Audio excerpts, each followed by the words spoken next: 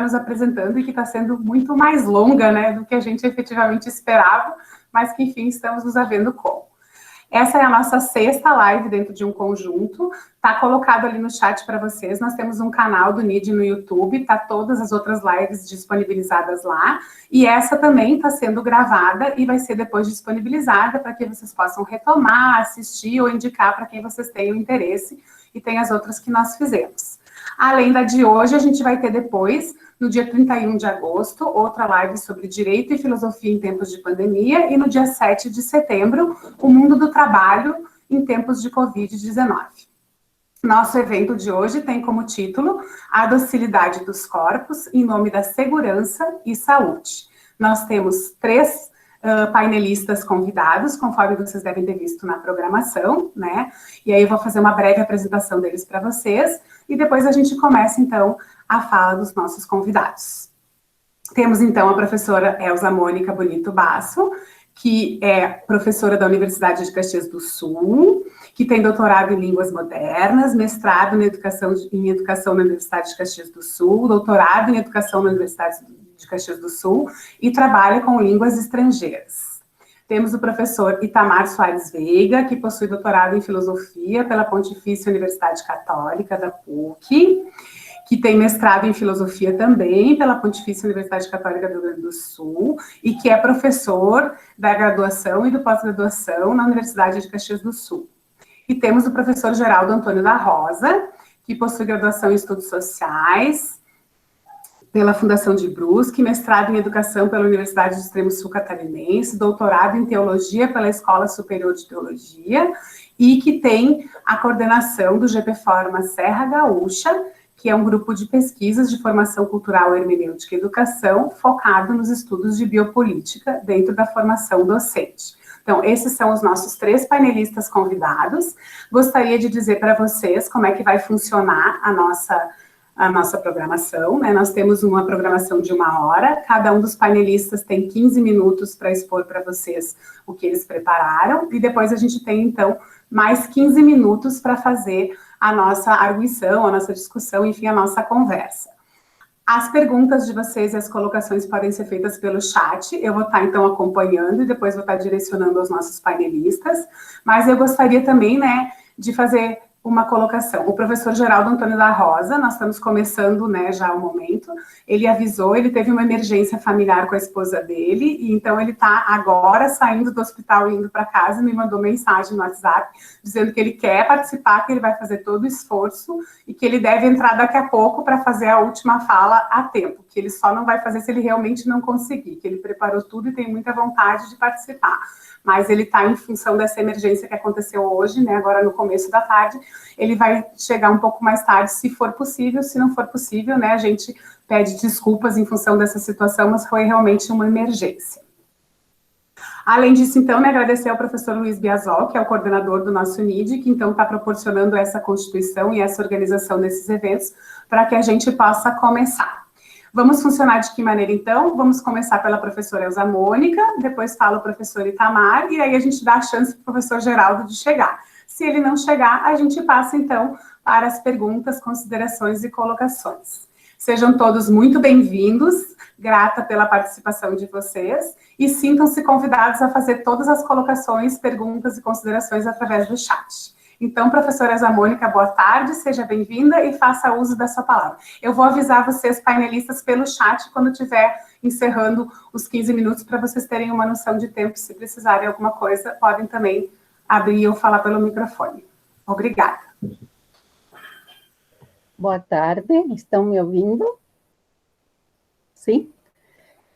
Eu sou, então, a professora Elza Mônica, eu sou da área de Humanidades, professora de Línguas Estrangeiras, Espanhol e Inglês, na UFS. Completei 25 anos esse mês de UFS, né? Estou aqui, então, para comentar sobre o tema que me foi proposto. Eu participo do grupo de pesquisa já há alguns anos, mas não é a minha área, né? Então, eu só me limitei a fazer algumas leituras, eu vou fazer algumas considerações, e eu aguardo e espero que o professor Itamar me complemente e ajude a focar, né, naquilo que for mais interessante, né? Que a filosofia, a gente sabe que é muito ampla e rica e a gente se sente sempre como que não está dando conta, né, de tudo que poderia ser falado. Então, eu me limitei a fazer um estudo sobre os corpos dóceis na obra do Foucault, Vigiar e Punir, que é aquela obra de 1975, e que surpreende, né, pela atualidade das colocações, atualidade da reflexão, inclusive, né? Então, ele tem um tom crítico, logicamente, né, que é o tom de Foucault, que todo mundo conhece, né? E, então, eu vou focar no primeiro momento na definição, né, do que é um corpo dócil. Então, quando eu recebi o tema, eu também fiquei meio em dúvida, né, sobre o que seria.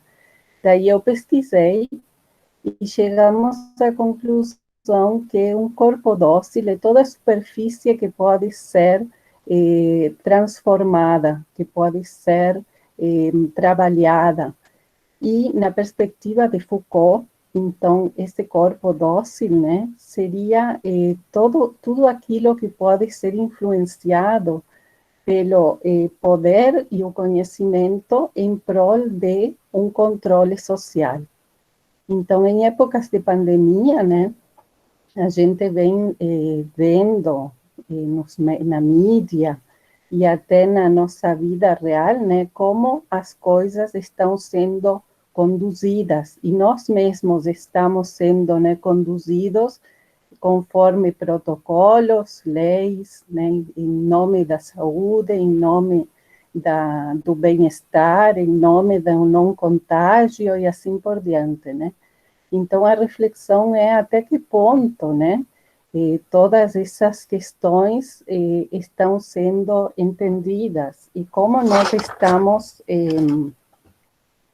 refletindo, né, sobre essa situação. Então, em primeiro lugar, Foucault faz uma caracterização, né, do que seria o corpo com a figura do soldado. Então, ele diz que no século XVII, o soldado ele tinha sinais naturais de vigor e coragem. Ele conhecia o ofício das armas e aprendia lutando. No século XVIII, na segunda metade do século XVIII, esse soldado já se torna algo que se fabrica.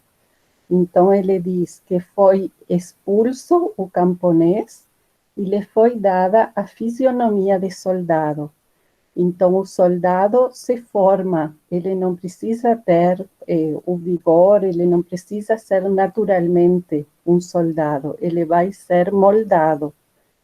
Então, com essa reflexão, né, ele coloca que na época clássica houve uma descoberta do corpo como um objeto e alvo de poder. A novidade, então, até ali está na escala e no objeto. E surge ali o conceito de disciplina. Então, essas disciplinas são aquelas que permitem organizar lugares em nome de uma economia do tempo e dos gestos. E isso aqui, né, essa economia dos gestos faz refletir muito sobre a época, né, que nós estamos vivendo agora. A disciplina aumenta a força do corpo em termos de utilidade e diminui as mesmas forças no sentido político e de obediência. Então, como eu falei antes, essas disciplinas ajudam a organizar lugares e, ao mesmo tempo, a disciplina é definida por Foucault como uma anatomia política do detalhe. Então, agora já começam-se a organizar até os gestos, né? E surge junto com a disciplina a arte das distribuições. Essas distribuições seria a distribuição dos indivíduos no espaço, no sentido de definir esses espaços. Então, tem um controle da atividade. E esses espaços, na nossa época agora, né? Então, por exemplo, quem é que vai para o hospital de campanha? Quem é que vai para a Unimed? Quem é que vai para o serviço público? Quem vai para o serviço privado? Quem é atendido antes, né? Então, ali, essa arte das distribuições fica muito clara, né? Muito atual, diria eu. Ao mesmo tempo, tem o controle da atividade. Foucault relembra a questão dos horários, corpo e gestos nos soldados, né? Então, toda essa organização e articulação do corpo com o objeto, né? Então, coloca-se a máscara em determinado lugar, tira-se a máscara em determinado outro momento, né? Em tal lugar pode-se fazer tal coisa, em tal outro não pode ser feita tal coisa, o horário é de tal hora a tal hora. Então, remete, né, a todo esse controle de atividade, né? E, ao mesmo tempo, é um controle social. E ali temos também a organização dessas gênesis, né? Então, as disciplinas aparecem como aparelhos para adicionar e capitalizar o tempo. Então, tudo tem que ser feito ao seu tempo, 14 dias aqui, 14 dias de quarentena, é 1 hora aqui, espera tanto tempo. Então, assim são definidos, né, esses espaços. E, ao mesmo tempo, essa disciplina produz individualidades.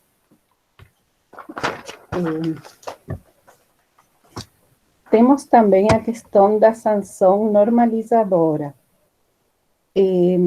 Foucault coloca que em todas as situações acontecem micropenalidades. Essas micropenalidades seriam em formas de sanções que podem ir desde questões físicas até questões, por exemplo, a humilhação, que é uma questão que tem aparecido na mídia também, né, em função dos atendimentos, da forma como que as pessoas têm lidado com a doença e com as diferentes situações. Então, a disciplina traz maneiras específicas de punir e castigos.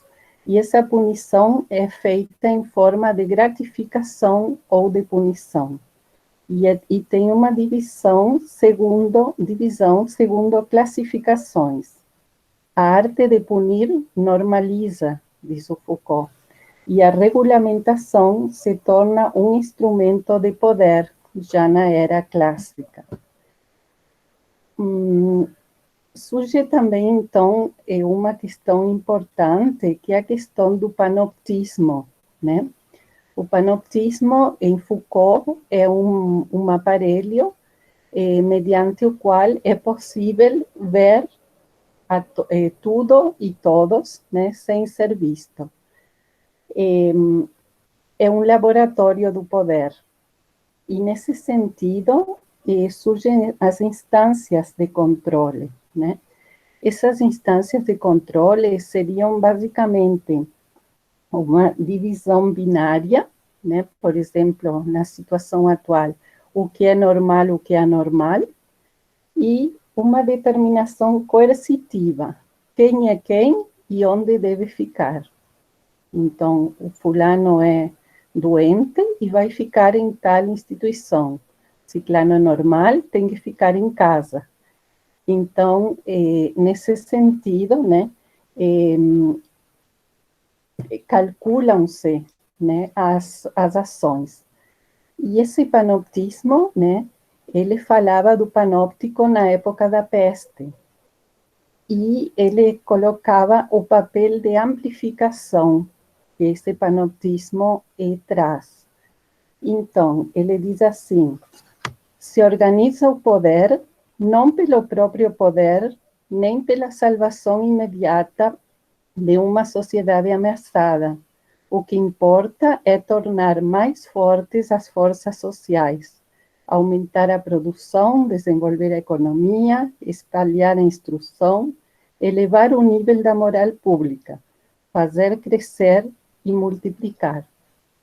Nesse sentido, então, o fim seriam as relações de disciplina. O funcionamento da sociedade se daria pela convivência das relações entre as diferentes disciplinas. Então, todos organizados, cada um fazendo seu papel, um olhando por todos e tudo em função da questão social, né? Do controle social, digamos. Para completar, então, eu trago algumas observações, né, que poderiam levar a algumas reflexões. Por exemplo, a complexidade da identificação dos processos hierarquizadores. Em função da pandemia e das questões sanitárias, fica difícil, às vezes, identificarmos que hierarquia está sendo imposta, né? Como as questões estão sendo classificadas e divididas.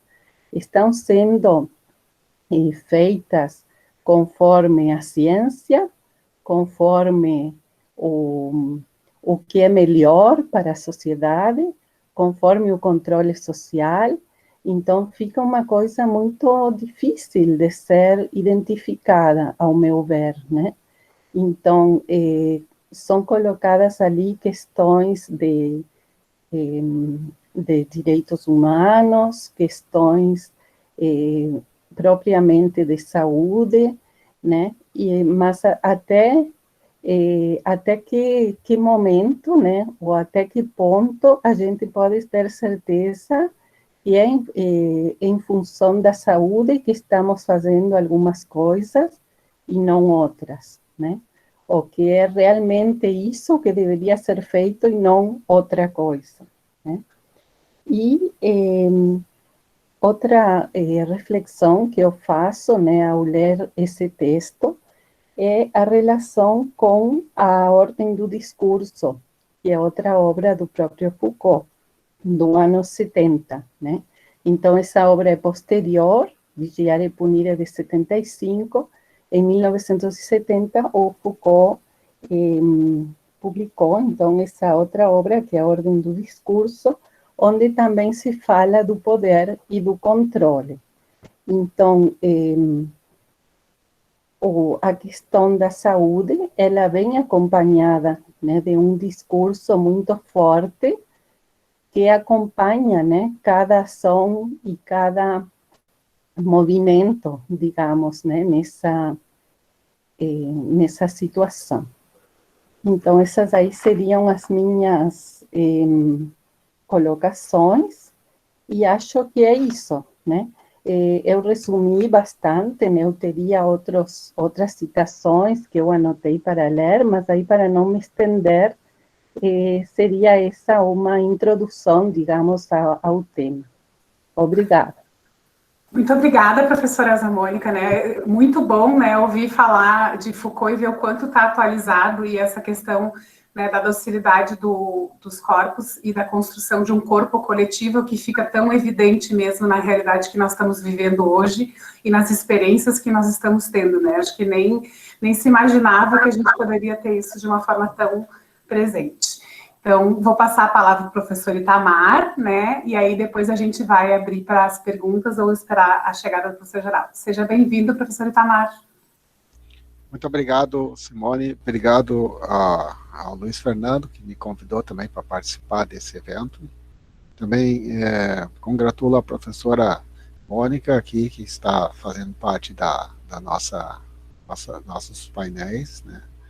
E a Simone também está organizando. Obrigado pelo convite. Vamos ver, né? Vamos trabalhar um pouco, né, sobre Foucault. O Luiz me disse assim, ó, é uma fala pequena, uma fala pequena. E daí, então, eu pensei, bom, vou fazer uma fala pequena, né? E daí, o que me interessa muito em Foucault, e é sobre isso que eu queria falar,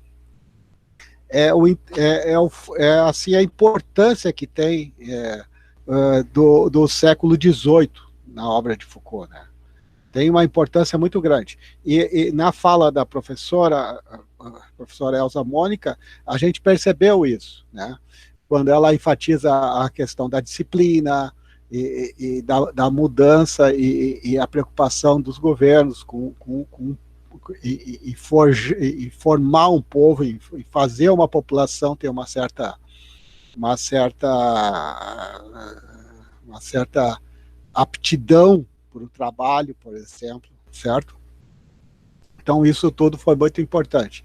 Agora, eu escrevi alguma coisa aqui, certo, sobre esse foco do interesse que eu tenho no século XVIII, e eu gostaria de falar um pouco sobre isso, né? Então, eu vou ler aqui e também fazer alguns comentários pequenos sobre isso, tá? Assim, então, como tratar sobre o corpo nos dias de hoje, tá?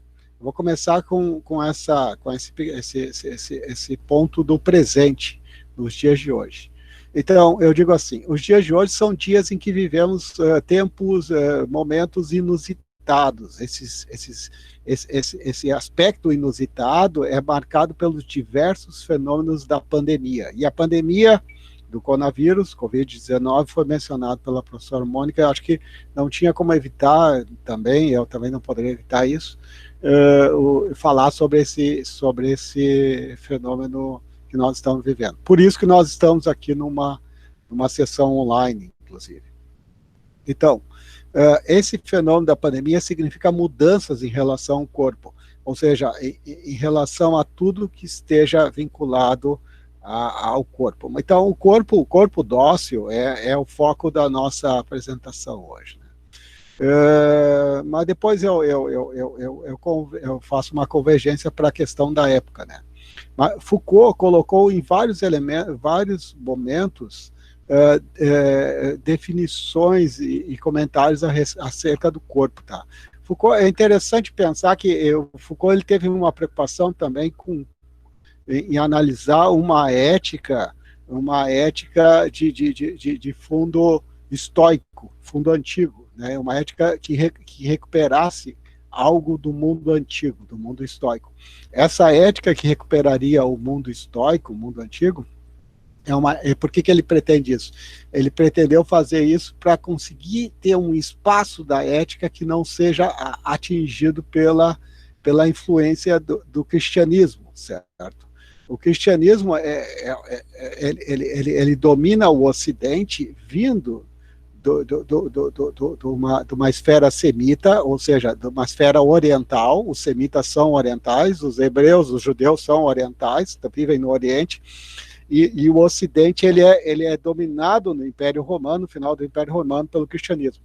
E Foucault, nos últimos dias, ele estava interessado em construir uma ética e dar a sua perspectiva ética para dentro da sua obra. E daí o cuidado de si e a hermenêutica do sujeito, eles pretendem ter esses elementos para recuperar uma ética de autogovernar-se a si mesmo, sem a influência do cristianismo, tá? Então, nesse autogovernar a si mesmo, do estoico, que ele pretende recuperar, e do tempo da antiguidade, temos aí uma concepção do corpo, o corpo como algo com o qual eu devo lidar, o corpo como uma espécie de carga também, a qual eu tenho que suportar. Então, o corpo é algo a ser trabalhado, mas isso num sentido individual, certo? Essa ideia do corpo como algo que tem que ser trabalhado no sentido individual, ela permanece até até o capitalismo comercial. Claro, tem nuances, porque o cristianismo faz uma modificação muito brutal nisso, certo?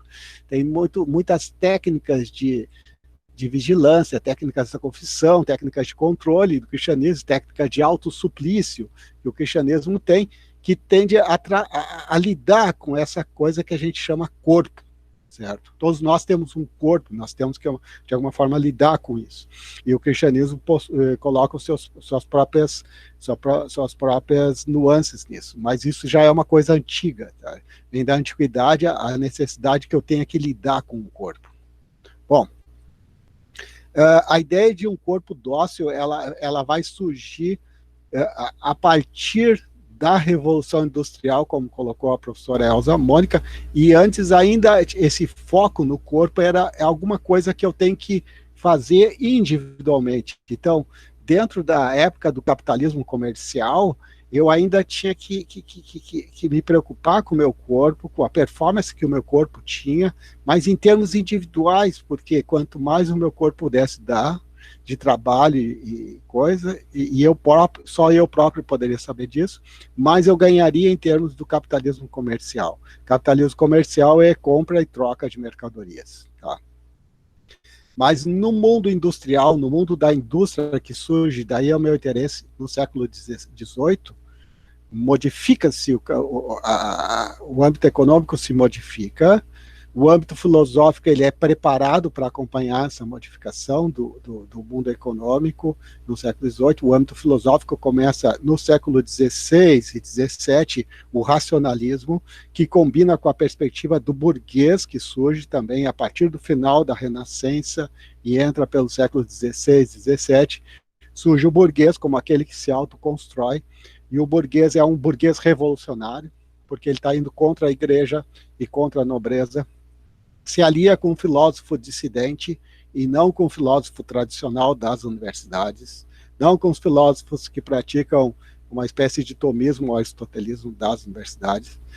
O burguês se alia com essas forças e o aspecto intelectual de matematização da natureza para garantir as ferramentas concretas de intervenção na produção concreta é dado pela matemática que os filósofos trazem, certo?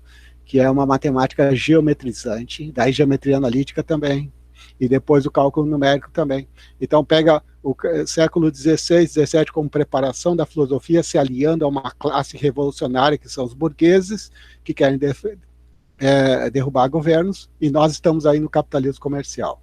No capitalismo XVIII, isso acontece, e nós temos, então, acontece o quê? Grande parte da burguesia vence a luta política contra a nobreza e contra a igreja, e nós temos o ambiente perfeito para surgir aquilo que a gente chama de indústria, né? E começa a surgir as indústrias, certo? A indústria, ela coloca coisas importantes para as pessoas, exigências importantes para os povos. A indústria, ela exige que você saia da sua aldeia e não fique só fazendo fio na sua aldeia e depois tecendo a lã na sua aldeia, mas saia da sua aldeia, faça êxodo rural e vá para as cidades, tá? Vá para as cidades e ficar na periferia das cidades, nas periferias imundas das cidades e poluídas das cidades, em galpões, trabalhando, onde a principal característica da indústria é isso, é a organização do tempo. Então agora você tem que cuidar do tempo, que é a sirene da fábrica, e a divisão do trabalho. Essa parte do galpão faz isso, aquela outra parte desse galpão faz isso, e a terceira parte faz isso. São três fileiras de pessoas, três fileiras trabalhando em coisas diferentes e fazendo produto. Então não tem mais o mercador na carroça que passa de aldeia em aldeia para pegar o seu produto, como no capitalismo industrial. Agora esse mercador já acumulou dinheiro, já fez guerra política, já ganhou na política, e esse mercador compra terrenos na periferia de Manchester, na periferia de Liverpool, na periferia de Londres, e lá na Inglaterra começa a surgir a Revolução Industrial. Então, o corpo que é trabalhado individualmente pela pessoa, o corpo que é machucado pelo soberano, ou seja, torturado e punido pelo soberano quando a pessoa comete um crime, esse corpo ele vai saindo do seu aspecto individual e indo para o seu âmbito coletivo. porque agora esses aldeões, eles estão saindo das suas aldeias também, da sua vida de aldeia, de fazer a horta, de ajudar a vaca a parir o terneiro, como é que é? O terneiro? Terneiro. Ajudar a vaca a parir, de cuidar os dias e as estações do ano. Não, eles estão saindo para cidades poluídas e sujas, cheias de gente, ganhando uma miséria cada vez menos, e daí começa a Revolução Industrial. Tá? Porque agora aquele burguês tem dinheiro, ele compra o terreno, constrói os galpões e mexe a política do governo, e a política do governo manda cercar o quê? Cercar as terras coletivas das aldeias, provoca fome e êxodo rural, e daí os operários vão. Então agora nós temos uma grande massa de operários, então o corpo não é o corpo do indivíduo, o corpo agora é o corpo social. Esse corpo social tem uma massa de gente que criou uma nova classe chamada operário. Então a gente tem que educar essa pessoa que é operário. O sistema ele tem que educar essas pessoas, e daí então tem que moldar esse corpo, tem que começar a criar escolas públicas, criar penitenciárias, criar contrato de trabalho para moldar esse povo, e moldar o corpo desse povo também, para eles poderem trabalhar dentro da fábrica, né? Certo? Então, esse século XVIII é fascinante nisso. Então, a classe operária, ela surge no final do século XVIII, o início do século XIX já está bem madura, e vai fazendo um monte de revolta, né? Um monte de revolta, e para vocês terem uma ideia, a ideia de marxismo, por exemplo, que se fala muito, é de 1848, então é metade do século XIX. Mas antes do marxismo, antes da metade, na primeira metade do século XIX, já tinha formado-se uma classe operária, já tinha lutas sociais, já tinha muita organização, certo? Muita organização. Então, esses embates, principalmente na Inglaterra, que são fascinantes. O Foucault descreve isso num livro chamado A Sociedade Punitiva. Não sei se está aparecendo para vocês. A Sociedade Punitiva. E esse livro, ele mostra como nós tivemos que, o sistema teve que lidar com uma classe nova, são os operários, que são o chefe de uma fábrica chegava assim, numa sessão da fábrica, por que essas cadeiras estão vazias? Onde é que estão os operários? Os operários saíram para ajudar ali no campo uma vaca a parir, que começou a vaca a ter problemas, e eles foram lá. Por quê? Porque são gente que tem mentalidade do interior, certo? Foi necessário passar 2, 3 gerações para as pessoas perderem essa ideia de interior e se acostumar a viver na periferia imunda das cidades, trabalhando como operários, certo? Isso é a fábrica fez isso, certo? Então, o Foucault, ele fala muito sobre isso. E o livro Vigiar e Punir é um livro sobre disciplina. Mais do que a prisão, é a disciplina que ele desenvolve ali naquele livro, que é como eu trabalho a massa de uma população para dentro dessa ideia de trabalho industrial. Então, a indústria foi o principal foco. Agora, vamos para concluir, vamos voltar ao mundo atual, tá? No mundo atual, nós vivemos numa época onde nós temos que produzir vídeos, tá? Mas nós já víamos fazendo isso, as novas gerações já tinham facilidades a fazer isso, antes mesmo da pandemia. Agora, na pandemia, isso tornou-se mais importante. Então, os nossos corpos, eles são corpos virtualizados, certo? Eles são corpos de um espaço cibernético, tá? Então, ele é um corpo que vai no médico, e o médico dá a receita e diz, Itamar, tu tá com colesterol alto, mas ele também ele em termos sociais, esse corpo é o corpo que está falando para vocês numa live do grupo de cultura de paz, certo? Então, não é o corpo que foi no médico e disse, Itamar, tu tá com colesterol alto, certo? Esse corpo de Itamar com colesterol alto é um corpo moderno, é um corpo da época moderna. E o corpo que fala para vocês numa live aqui é o corpo atual, é o corpo virtualizado de um espaço cibernético. Então, como é que é esse corpo? Esse corpo é cibernético, o corpo atual, ele é um corpo dócil enquanto se produz e se lança numa imagem de live, por exemplo, certo? É um corpo que administra a sua rede social. Eu não estou falando que eu faço isso, mas as pessoas fazem isso. Administram a sua rede social, seu Twitter, seu Facebook, cuidam para isso, certo? Então, isso é o corpo, esse é o novo corpo. É o corpo aquele que é sustentado numa cadeia de binários, numa cadeia de virtualização tecnológica, certo? É muito interessante isso, muito interessante, porque ele é um corpo diferente, ele não tem colesterol, né? Não tem colesterol alto. Eu não sei, Simone, será que eu estou indo muito longe aqui, Simone? Será que o Geraldo não chegou ainda? Professor Itamar, eu não lhe interrompi porque o professor Geraldo não conseguiu entrar até agora. Ele tinha me mandado uma mensagem que estava a caminho, mas ele não conseguiu chegar. Mas sim, eu acho que se você quiser fazer o seu fechamento para a gente abrir para as perguntas, podemos fazer, não tem problema. Depois o Geraldo intervém, né? Eu acho que ele não vai conseguir, porque já estamos, né, adiantados, já são 24, mas enfim, né? Tomara que ele consiga. Bom, então, meu fechamento é esse, então, certo? A filosofia, ela trabalha com elementos abstratos, certo?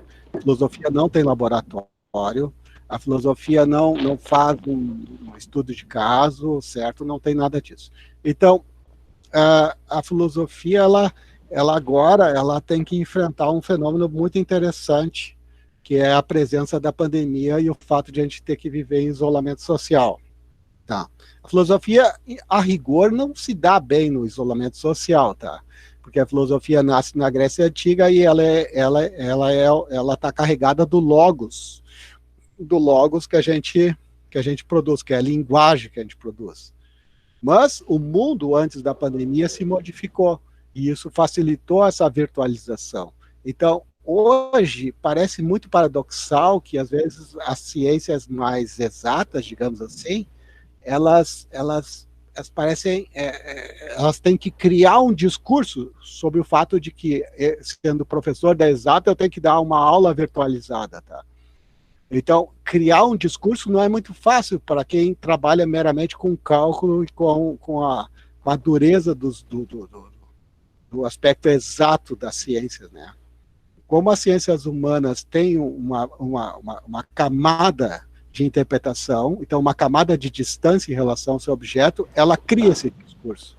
Então, hoje, paradoxalmente, a filosofia está sendo bastante convocada, e as ciências humanas, as letras e os outros cursos das humanidades, sendo bastante convocados para participar de uma interpretação do que está acontecendo nas nossas vidas, que está sendo bastante impactante com essa pandemia. Tá? E o corpo que nós temos hoje é um corpo virtualizado, né? É um corpo que não tem colesterol, é um corpo da fala online, por exemplo. Acho que é isso aí que eu tinha que dizer, tá? Obrigado, Simone. Muito obrigada, professor Itamar, pela sua contribuição, né? Uma outra perspectiva, então, sobre a questão da docilização dos corpos e essa questão de um novo corpo coletivo, de um outro corpo coletivo, e também de um outro corpo que é individual e que não é mais nem individual nem coletivo, porque esse corpo que você traz, né, virtual, ele não é nem individual nem coletivo. A nossa vida foi invadida, né, pelo mundo virtual, a nossa casa foi invadida, o trabalho invadiu a casa, a família invadiu o trabalho, e esse corpo já está agora, já é um outro corpo que nem é mais o individual nem o coletivo, e que foi muito bem lembrado por você. O professor Geraldo conseguiu chegar, seja bem-vindo, professor Geraldo, né? Espero que você esteja nos acompanhando, e então vou lhe passar a palavra para ver que contribuição você tem para dar para a gente aqui ainda, embora, né, a gente saiba que teve essa emergência, mas nós estávamos aqui contando com a sua participação, fique à vontade. Você tem aí uns 10 minutos para falar em função da nossa adiantada. E boa tarde em geral. O que eu tenho para falar é uma satisfação muito grande estar com vocês nessa tarde, e o que eu tenho para falar é a docilização dos corpos em tempos de violência global.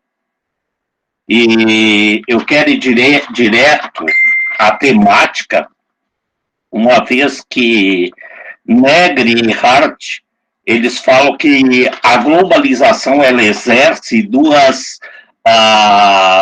forças opostas. O império, que em virtude do controle e constantes conflitos, edifica a dominação capitalista descentralizada e desterritorializada. E dentro desse império existe a multidão que age contra o império. E a multidão seria aqueles que trabalham sob a dominação do capital, e assim como a classe que oferece potencialmente a resistência contra o capital. A multidão é a única classe existente na globalização.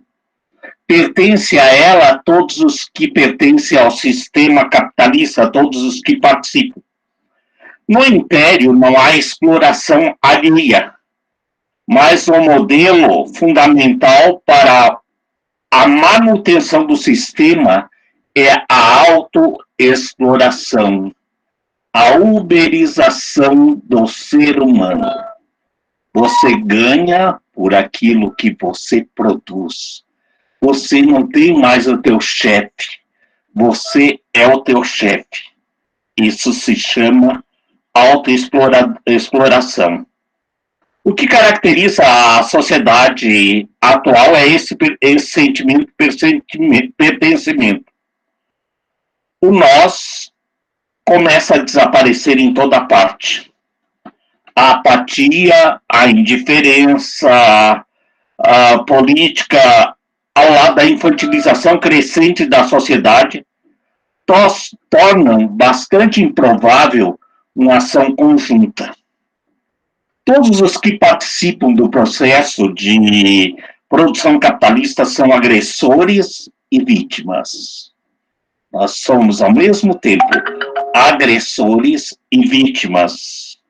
Onde o agressor e vítima coincidem, já não pode haver resistência. A organização e a atomização da sociedade não deixam espaços para ações conjuntas.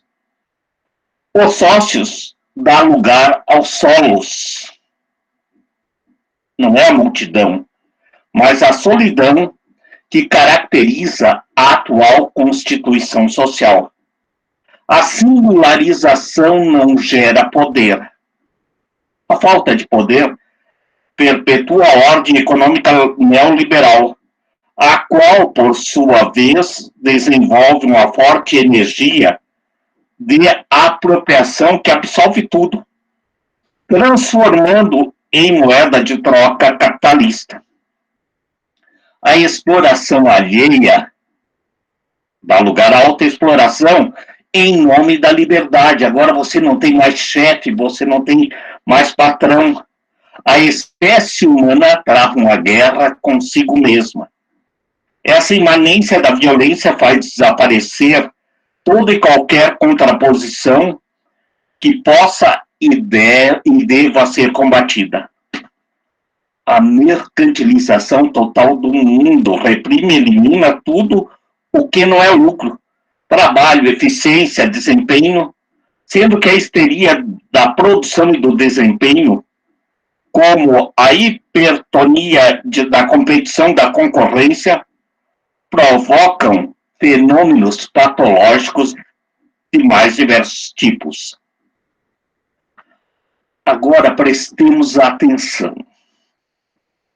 A instauração de um estado de exceção é uma reação imunológica de um sistema diante de uma ameaça externa. Os soberanos dispõem do poder absoluto de suspender a ordem do direito vigente. O soberano não precisa ter direito para impor o direito. A vida nua, passível de morte, e poder soberano se condicionam mutuamente. Então, tem que se fazer um processo de asepsia, de imunologia dentro dessa sociedade. Aquele que é contra a escola sem partido, eu elimino.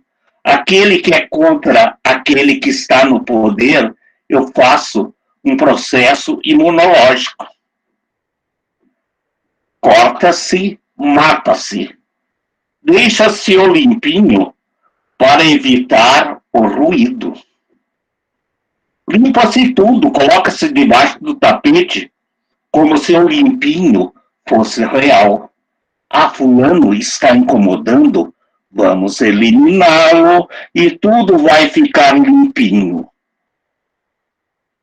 Nada é limpinho. Nada é limpinho. Hoje em dia, ninguém mais politiza pelo abandono de um poder incondicional sobre a morte. A sociedade atual deixou de ser sociedade de soberania para ser uma sociedade do desempenho.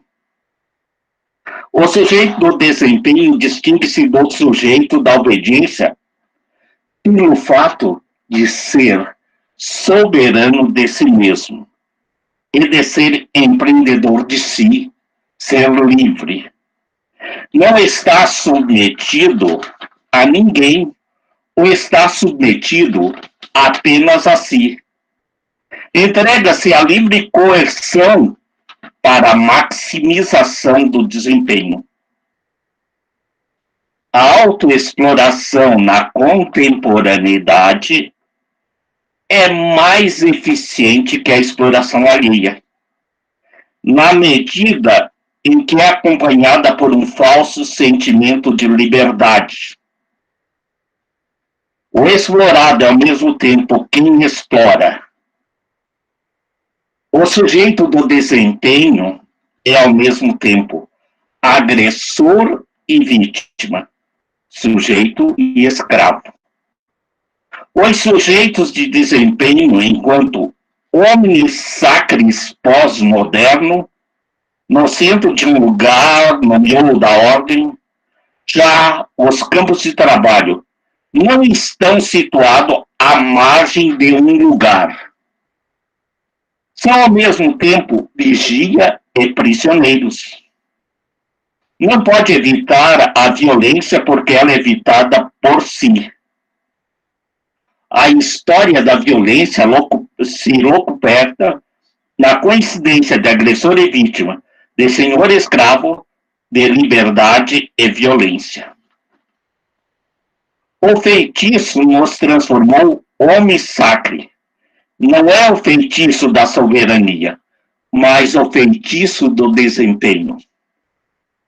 O sujeito do desempenho se julga livre, que figura como homo liber, como soberano de si, está sob o encanto desse desempenho e transformou-se em um homem homo sacer, ou seja, uma vida nua que pode ser sacrificada e que ninguém pode ser culpabilizado de toda esta situação.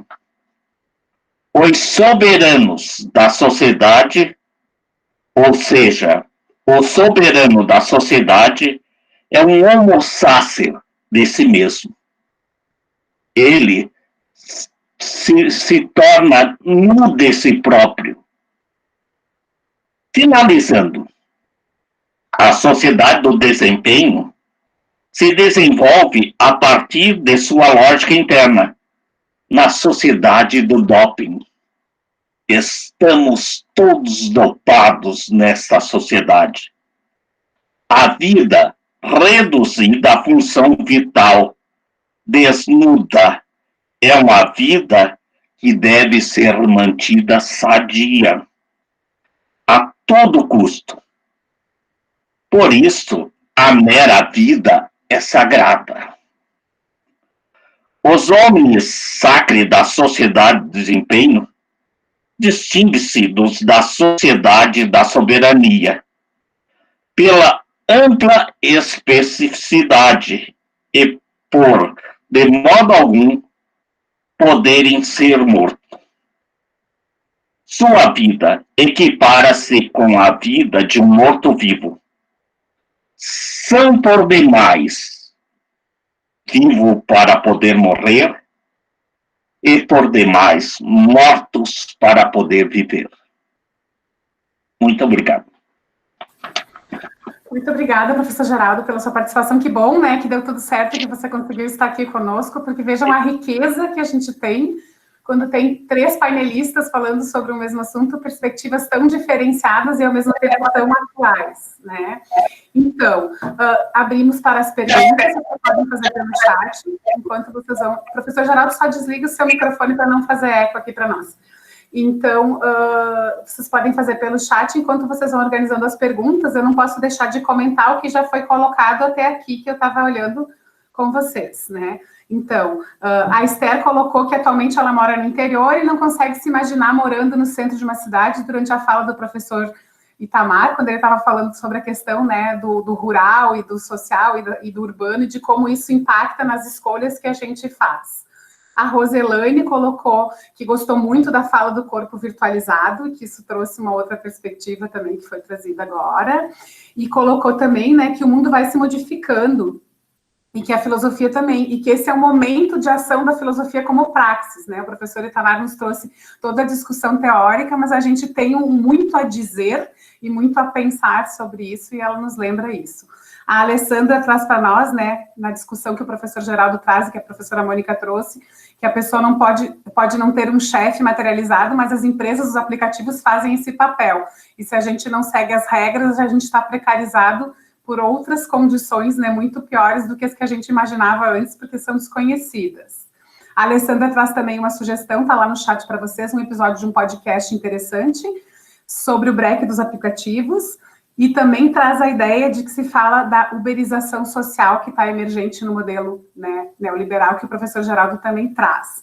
A Tuane trouxe para nós aqui que, por causa da pandemia, vai crescer muito o home office, já que as empresas vão se adequar a esse modo quando terminar. E o pessoal não botou nenhuma pergunta ali, então eu vou falando, né, porque também a gente, professor, tem essa mania de estar comentando, mas o quanto é rico essas colocações que vocês estão trazendo em relação ao que os professores, nossos convidados, trouxeram, né, nesse sentido, de que é o que a gente está percebendo. A gente está percebendo que Foucault, que a docilidade dos corpos, que essa discussão que começa e se institui como um sintoma da modernidade lá no século XVIII e lá em toda uma estrutura social que vem se posicionando com a necessidade de uma organização social diante de um determinado contexto, ainda é atualizado, e hoje nós estamos vivendo um contexto em que ela cabe, e o quanto este novo contexto está nos trazendo a necessidade de repensar, de ressignificar e de reposicionar as relações sociais, né, e as relações de trabalho, as relações de poder, e as relações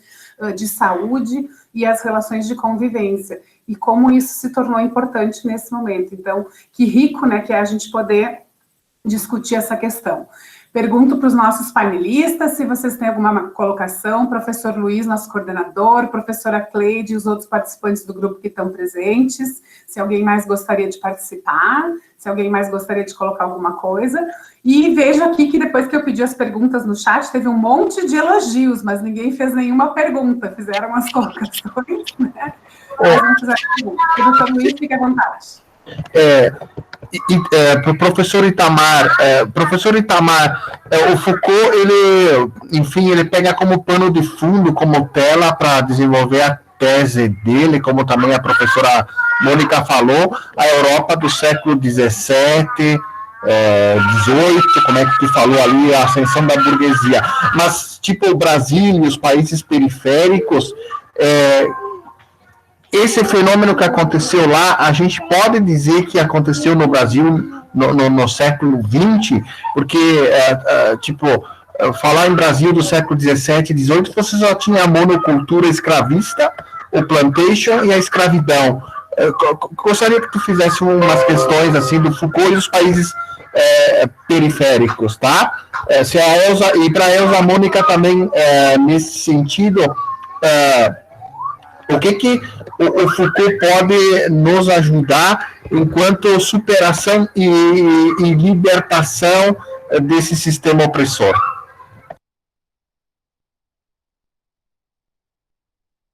Eu posso falar primeiro ou bem rapidinho? Não sei, professoras.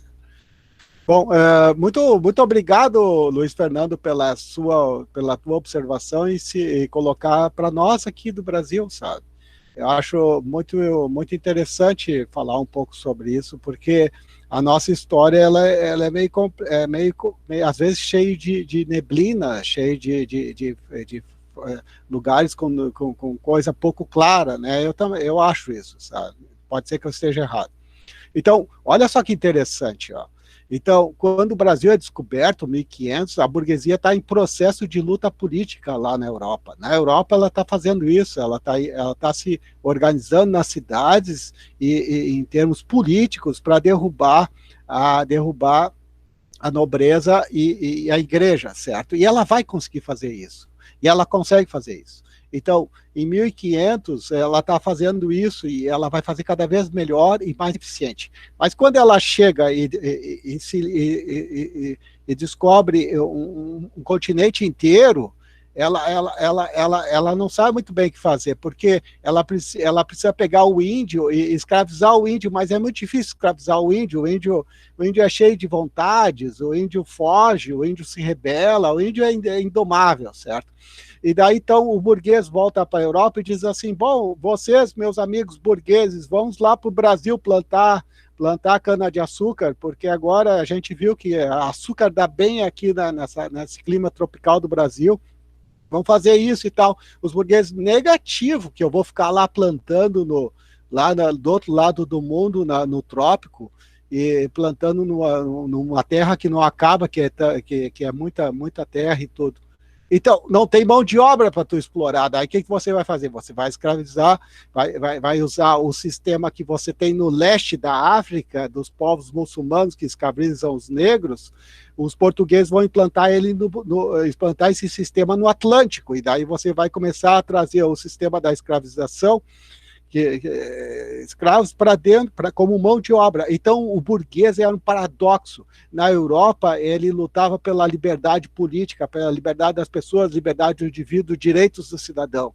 E quando ele pegava o barco e ia para o Brasil, ele lutava pela escravidão, ele era escravagista, ele fomentava a Casa Grande, certo? E isso é o Brasil, tá? Isso é a América do Sul, isso também é os Estados Unidos, tá? E daí, quando a família real chega em 1822, o que ela tem?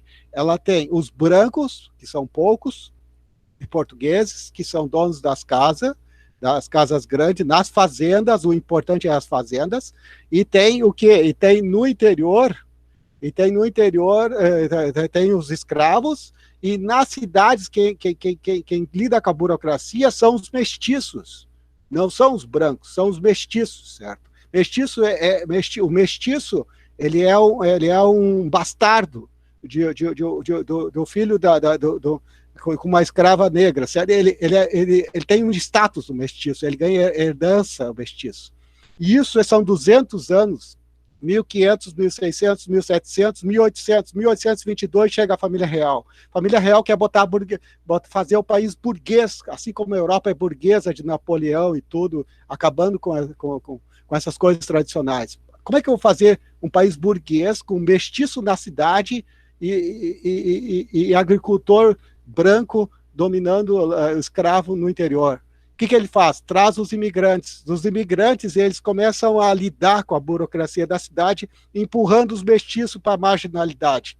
E daí cria essa noção de classe média brasileira, baseado nesse problema da escravatura, que é sempre a classe média, é uma tentativa de dizer, eu não sou miserável, eu sou da classe média. Mais ou menos é essa situação biopolítica no Brasil se desenvolve. Quer contribuir com mais alguma coisa, ela, Mônica?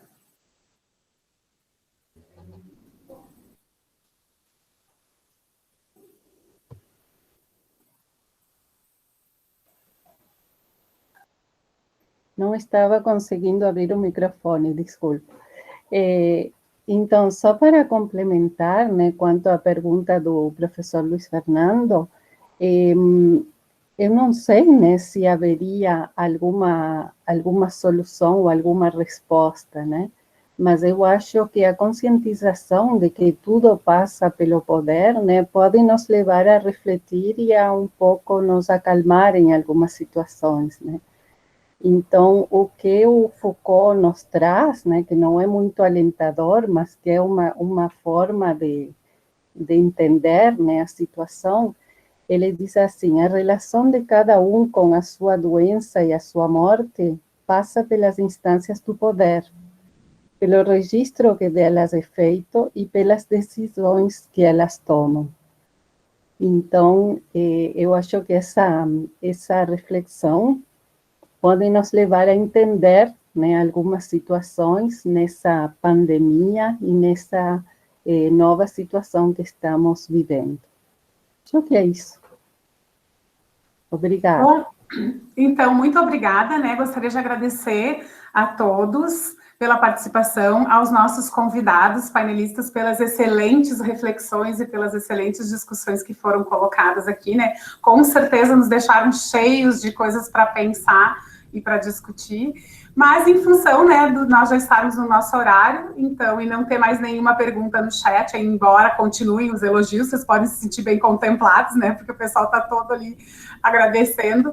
Foi um momento muito agradável, foi um momento muito especial, e sejam sempre bem-vindos para participar das ações do nosso NID, para as nossas próximas lives, para curtir o nosso canal no YouTube, para curtir a nossa página no Facebook, e para propor outras ações que a gente possa pensar nesse tempo tão importante que, como vocês lembraram a partir da fala dos nossos convidados, né, a filosofia tem muito a dizer, o mundo tem muito a dizer, e vamos esperar, né, que os corpos, sejam eles virtuais, sejam eles dóceis, sejam eles coletivos ou individuais, ouçam um pouco mais, porque parece-me também que nesse momento a gente está ouvindo muito menos do que falando, e é uma coisa que a gente precisa aprender, né, a refletir para poder falar.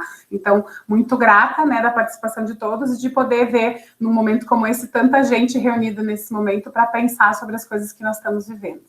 Foi um grande prazer, muito obrigada pela participação de todos. Boa tarde.